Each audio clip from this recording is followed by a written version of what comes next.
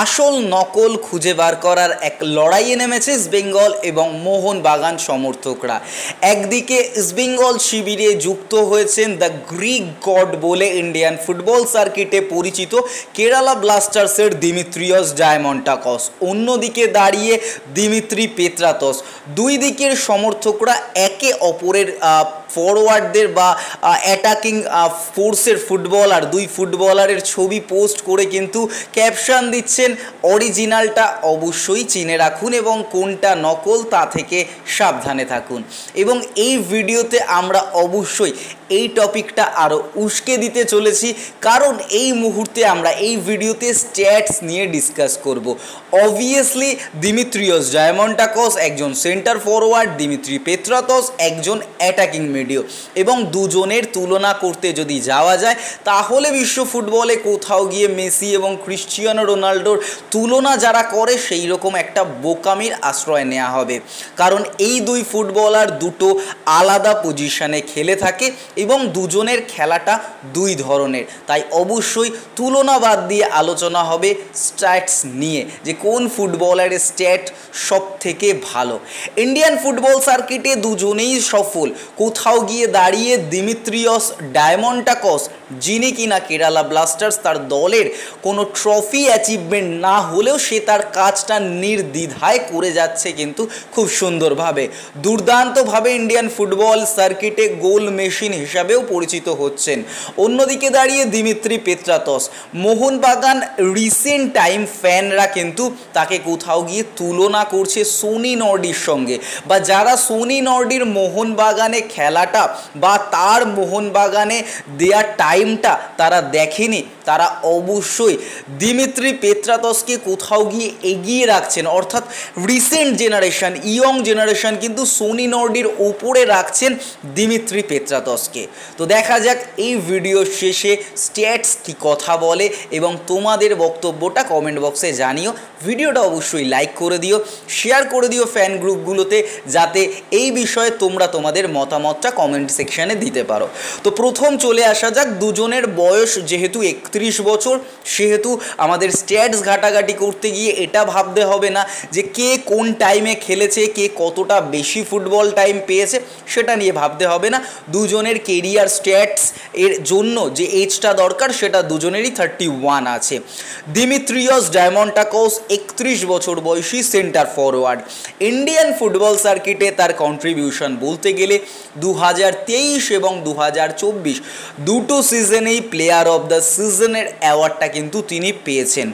অন্যদিকে দাঁড়িয়ে যদি আমরা তাকিয়ে দেখি যে তার ন্যাশনাল টিমে যে কন্ট্রিবিউশন রয়েছে সেটা কি, দেখো দিমিত্রিয়স ডায়মন্টাকস গ্রিকের ফুটবলার এবং গ্রিসের আন্ডার 21, আন্ডার 20, আন্ডার 19, আন্ডার 17 এবং মেন টিমেও কিন্তু পারফরমেন্স করেছে। উল্টো দিকে দেখতে গেলে দিমিত্রি পেত্রাতস, তারও কিন্তু সেম অ্যাচিভমেন্ট বলা যায় রয়েছে।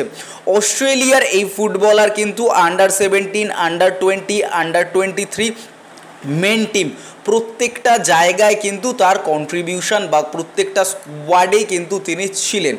একদিকে দেখতে গিয়ে ন্যাশনাল টিমে যে কন্ট্রিবিউশন দুজনের স্কোয়াডে তো অবশ্যই ছিলেন, তবে এর মধ্যে দিমিত্রি পেত্রাতস কিন্তু বেশ কিছু কম সংখ্যক ম্যাচ কিন্তু তিনি খেলতে পেরেছেন, কারণ ইন্টারন্যাশনাল ফ্রেন্ডলিতে 3টে অ্যাপিয়ারেন্স আছে, ওয়ার্ল্ড কাপ কোয়ালিফায়ার্সে তিনি স্কোয়াডে ছিলেন না, এবং এই যে ওয়ার্ল্ড কাপ ম্যাচের ক্ষেত্রে সেখানে কিন্তু তিনি স্কোয়াডে বেঞ্চে অবস্থান করছিলেন, অর্থাৎ মাঠে গেম টাইমটা তিনি পাননি। অন্যদিকে দাঁড়িয়ে গ্রিসের ন্যাশনাল টিমে থাকা দিমিত্রিয়স ডায়মন্টাকস ইন্টারন্যাশনাল ফ্রেন্ডলি খেলেছেন, ওয়ার্ল্ড কাপ কোয়ালিফায়ার খেলেছেন, কিন্তু ওয়ার্ল্ড কাপে কোয়ালিফায়ার হওয়ার পর বা ওয়ার্ল্ড কাপ টিমটা স্কোয়াডে তারও কিন্তু কোনো স্থান ছিল না।